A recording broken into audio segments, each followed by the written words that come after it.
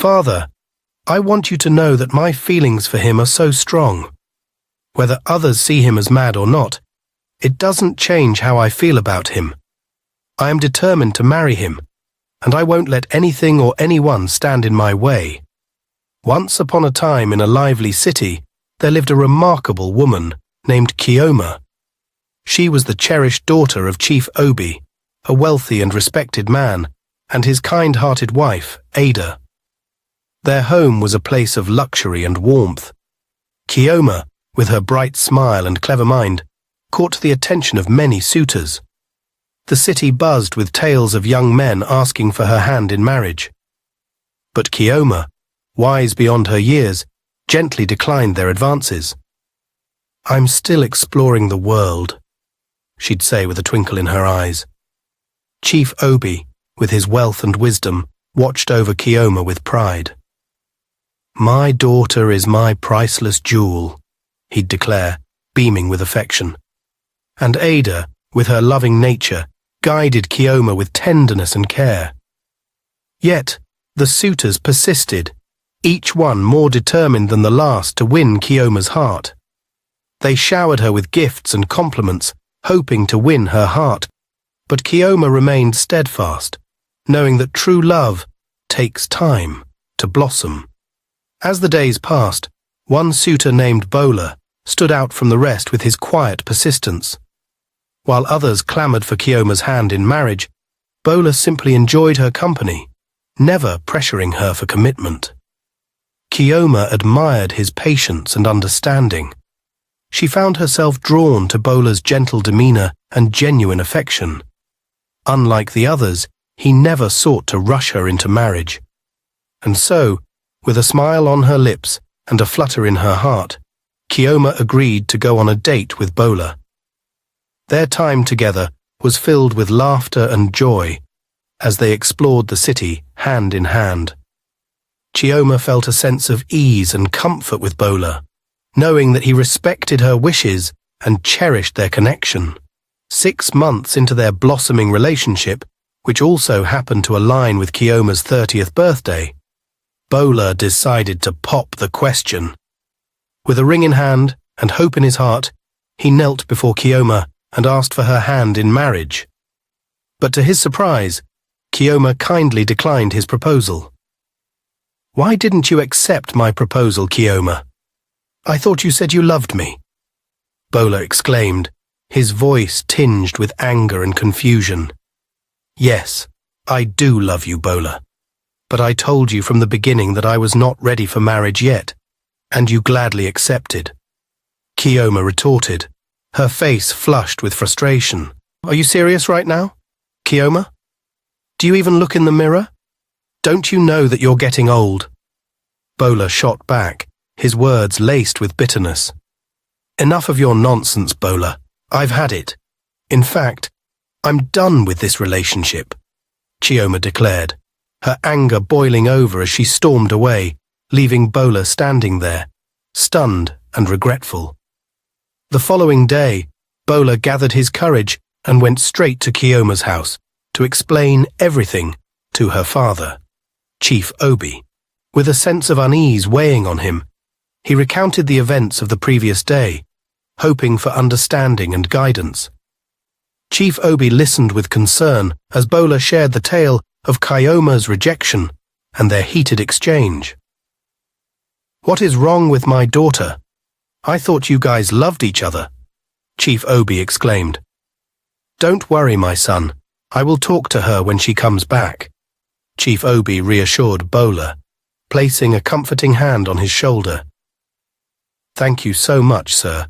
I really appreciate it," Bola replied gratefully as he left the house. Later that evening, as Kioma returned home from work, she was met with her father's stern gaze. "Kioma, please, sit down. We need to talk," Chief Obi declared firmly, with a disappointing voice. Sensing the gravity of the moment, Kioma sank into a chair, her heart heavy with guilt. "I've heard what happened from Bola. Can you explain why you treated him so poorly?" Chief Obi questioned. "I just wasn't ready for marriage, father," Kioma replied softly, her voice barely audible.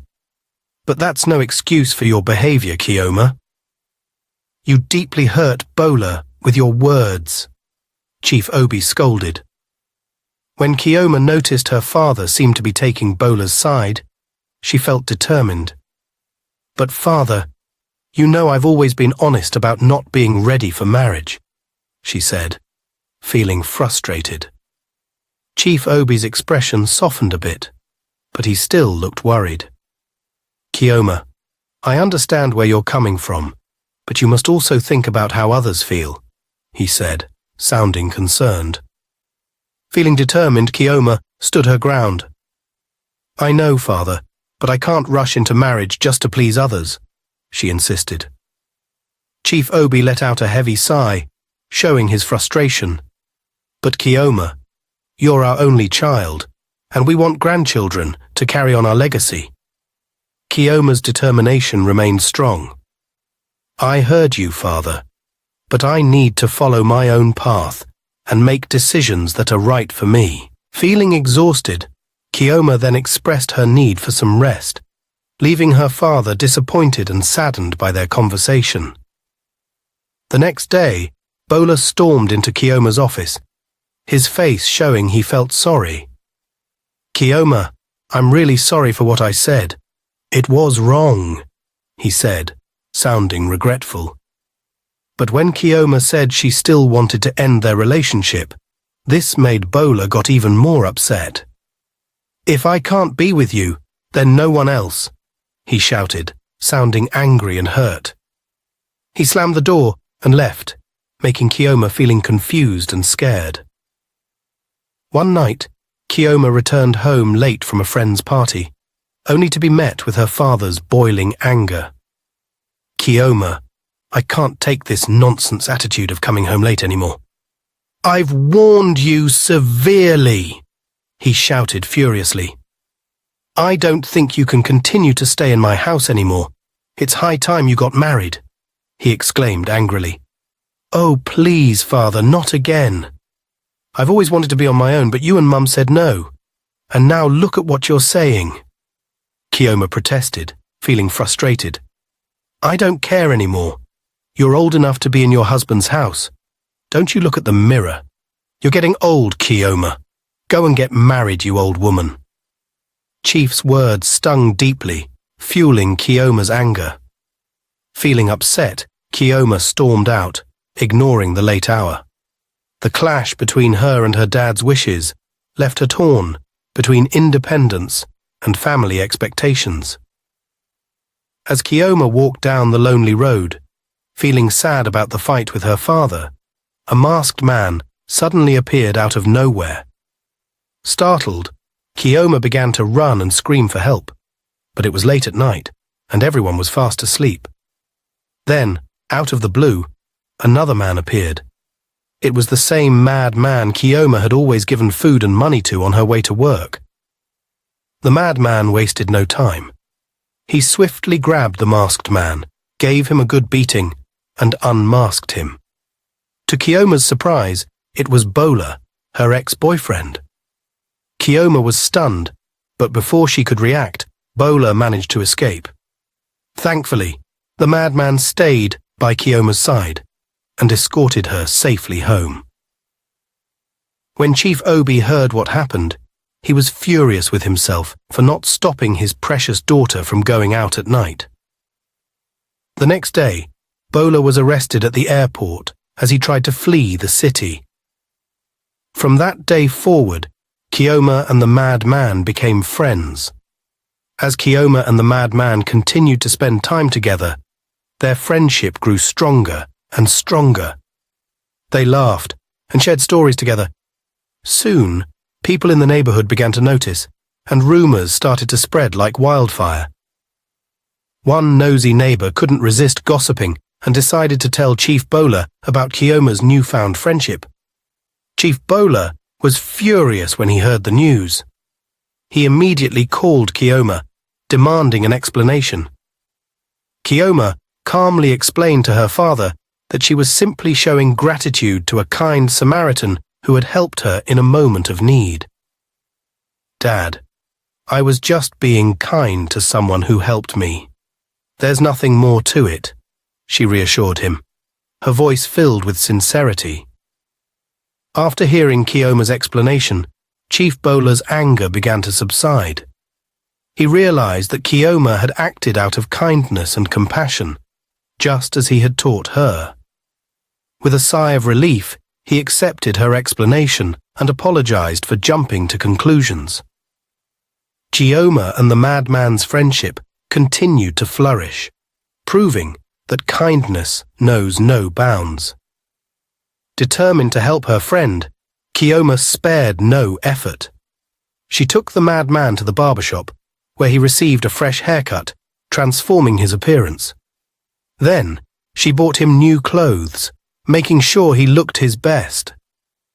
But despite her care and efforts, the madman's mental health condition remained unchanged. Feeling desperate, Kioma took him to a mental health clinic, hoping for a miracle. However, after thorough examination, the doctors delivered heartbreaking news. There was nothing more they could do. "We've tried our best, but his condition seems beyond medical treatment," they explained sympathetically. One of the doctors suggested that Kioma seek spiritual help, hinting that the madman's ailment might have deeper roots. "It may be spiritual in nature. You should consider consulting a native doctor," the doctor advised, his tone grave. Feeling overwhelmed, Kioma grappled with this new suggestion.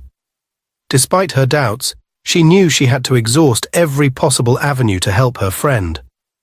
With determination in her heart, Kioma embarked on a journey to seek spiritual guidance, hoping to find a solution to her friend's plight. When Kioma arrived at the native doctor's shrine, she poured out her heart, hoping for a solution to the madman's condition. But to her surprise, the native doctor had a different message for her. "Go home, Kioma. Something unexpected will happen soon. Don't worry, your friend will be okay someday," he said reassuringly, his voice filled with mystery. Feeling disappointed and confused, Kioma left the shrine, her hopes dashed. She had been counting on the native doctor to provide herbs or remedies that would completely cure the mad man. She longed for a quick and easy solution to end his suffering.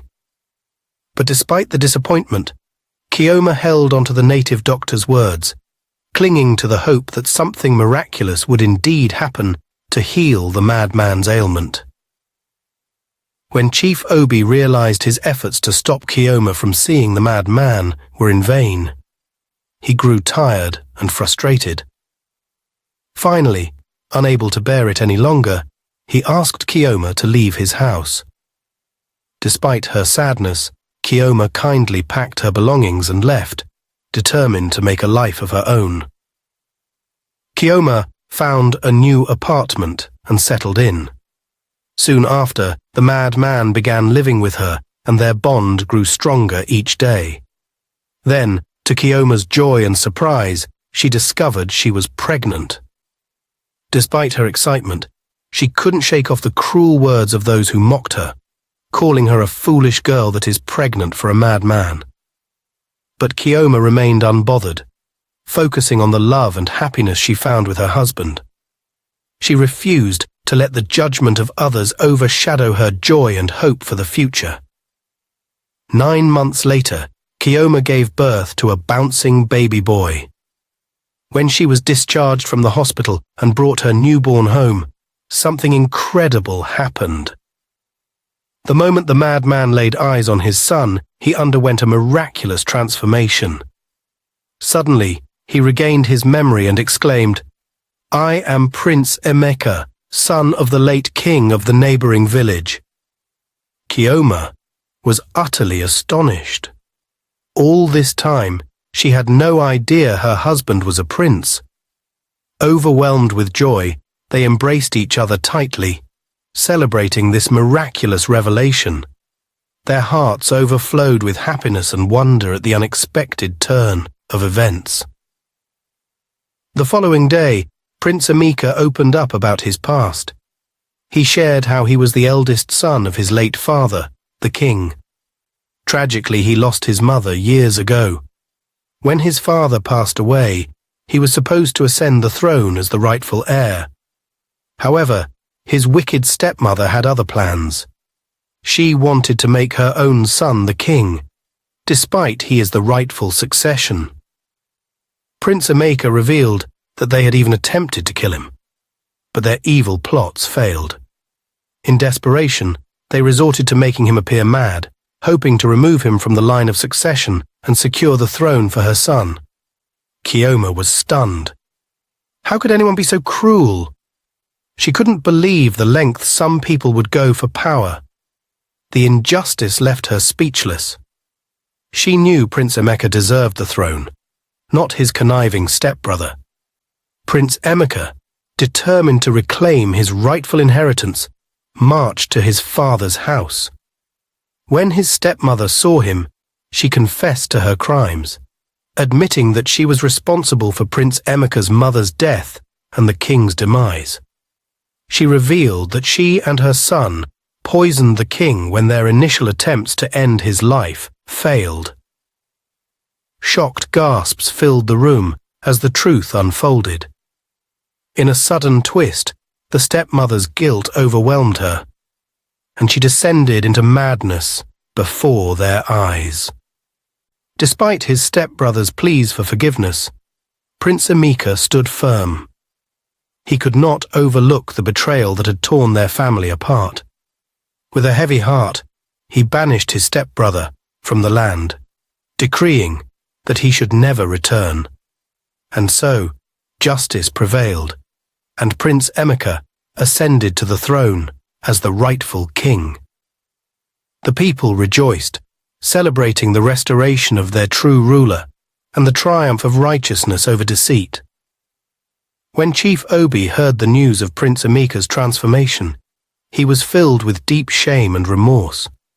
He begged for forgiveness, acknowledging his past mistakes. But Prince Emeka, displaying remarkable compassion, reassured Chief Obi, saying, "I understand your concerns, and I hold no grudge against you. No father would want his daughter to marry a mad man." With tears of reconciliation, they embraced, letting go of past grievances. In a grand ceremony, Prince Emeka and Kioma celebrated their love with a royal wedding. Kioma was crowned as his queen, and together they ruled with kindness and wisdom. Their kingdom thrived under their benevolent reign, and they were admired by all for their love and compassion. And so, Prince Emeka and Queen Kioma lived happily ever after, their union symbolizing forgiveness, redemption, and the enduring power of love. Dear viewers, we hope you found this captivating story enjoyable. If so, we kindly ask you to consider subscribing, liking, sharing, and turning on post notifications to stay informed whenever we upload new videos. Thank you for your support, and may you be blessed abundantly.